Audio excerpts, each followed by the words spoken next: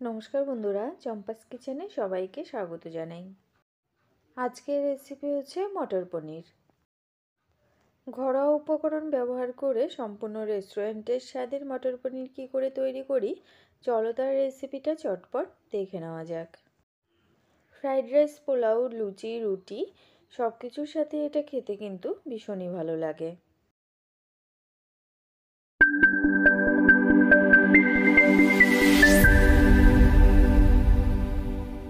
তো গ্যাসে একটা কড়াই গরম করে এর মধ্যে দিয়ে দিচ্ছি আমি 2 টেবিল স্পুন রিফাইন্ড অয়েল। তেলটাকে ধোঁয়া ওঠা অবধি গরম করে নেব। এর মধ্যে খুব সামান্য 1/4 টিস্পুন করে নুন আর হলুদ গুঁড়ো দিলাম। এবারে 250 গ্রাম পনিরকে ভেজে নিচ্ছি। হালকা করে পনিরগুলোকে ভাজবো, খুব বেশি কড়া করে ভাজলে কিন্তু পনির আবার শক্ত হয়ে যাবে। একটা বাটির মধ্যে আমি গরম জল নিয়ে নিয়েছি। এর মধ্যেই ভাজা পনিরগুলোকে ডুবিয়ে রাখবো। এতে করে ভাজার পরে কিন্তু পনিরগুলো শক্ত হয়ে যাবে না, পুরো নরম তুলতুলেই থাকবে। কড়াইতে যেটুকুনি তেল আছে ওই তেলে এবারে দিচ্ছি 2টো চেরা কাঁচা লঙ্কা, দেব 2 ইঞ্চেস পরিমাণ আদা কুচনো আর 2টো টমেটো কুচনো, 10-12টা পরিমাণ কাজু বাদাম দিয়ে দিলাম। এবারে সব কিছুকে ভালো করে ভেজে নেব, টমেটো সেদ্ধ হয়ে যাওয়া অবধি। 1/2 টিস্পুনের মতো নুন এই সময় এর মধ্যে দিয়ে দিচ্ছি, এতে করে টমেটো তাড়াতাড়ি সফট হয়ে যাবে।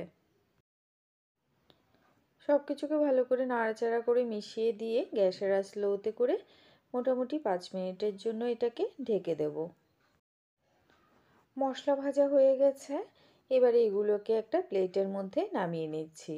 তারপরে পুরো ঠান্ডা করে মিক্সিং জারের মধ্যে ব্লেন্ড করে নেব। দেখো মশলাটাকে ঠান্ডা করে পুরো মিহি করে বেটে নিয়েছি। এবারে আবারও রান্না শুরু করছি। কড়াইতে মোটামুটি 1 টিস্পুনের মতো সর্ষের তেল দিলাম। দিচ্ছি একটা শুকনো লঙ্কা আর তেজপাতা, 1/2 টিস্পুন গোটা জিরে, কিছুটা গোটা গরম মশলা দিয়ে দিলাম। 4-5 সেকেন্ড নাড়াচাড়া করে ফোড়নের মশলাগুলোকে ভেজে নেব। ফোড়ন থেকে একটা সুন্দর গন্ধ বেরিয়েছে।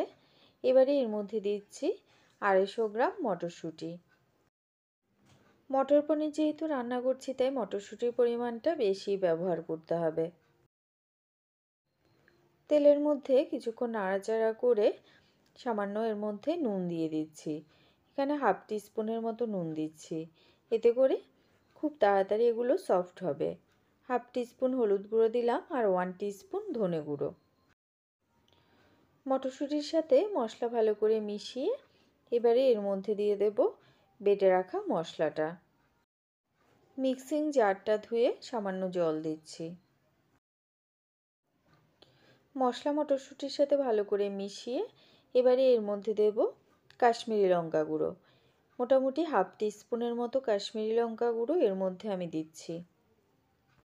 আর দিচ্ছি 1/2 টিস্পুন চিনি। যেহেতু বেশ খানিকটা টমেটো বাটা দেওয়া হয়েছে তাই সামান্য চিনি দিলে স্বাদের মাত্রাটা ব্যালেন্স হবে। আমাদের চ্যানেল চম্পাস কিচেনের রেসিপিগুলো যদি তোমাদের ভালো লাগে তাহলে অবশ্যই চ্যানেলটাকে সাবস্ক্রাইব করে নেবে এবং পাশে থাকা বেল আইকনটাকে প্রেস করে দেবে। এতে করে যখনই আমি নতুন ভিডিও আপলোড করব সাথে সাথে নোটিফিকেশান তোমাদের কাছে পৌঁছে যাবে। কথা বলতে বলতে এদিকে দেখো মশলা আর মটরশুঁটি খুব সুন্দর করে কষানো হয়ে গেছে, মশলার জলও শুকিয়ে গেছে। এবারে এর মধ্যে দিয়ে দিচ্ছি আগে থেকে ভেজে গরম জলে ডুবিয়ে রাখা পনির। আরও 1 কাপের মতো গরম জল দিলাম। সমস্ত কিছু ভালো করে মিশিয়ে গ্যাসের আঁচ হাইতে করে ঝোলটাকে ফুটিয়ে নেব।